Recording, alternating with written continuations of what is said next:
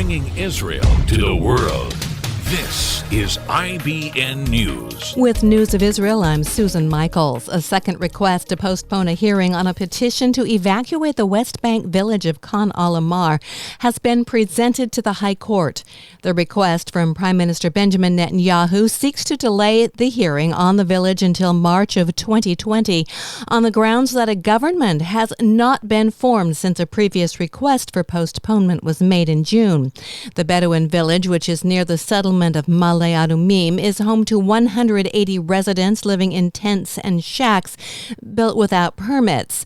The Supreme Court rejected an appeal by the residents in September of 2018 to stop the planned demolition of the village.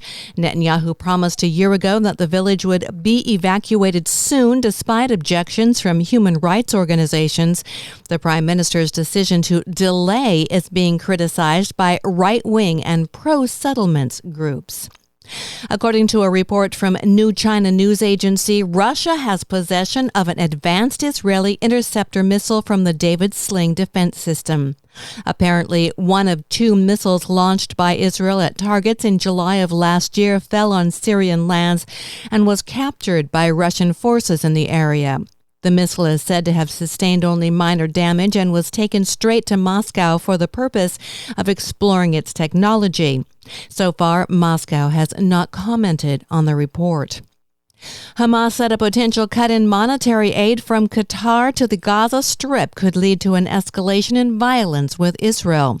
Lebanese newspaper Al Akhbar reported that the Qatari envoy to the Gaza Strip told leaders there that Qatar will struggle to continue the monthly transfer of millions of dollars in financial aid to the Strip.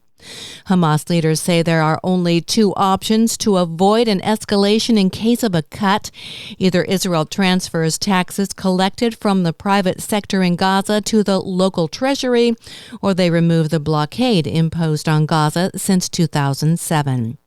And the Palestinian government has passed a law which sets minimum age for marriage at 18 for both men and women, saying it's meant in part to ensure advancement of Palestinian women.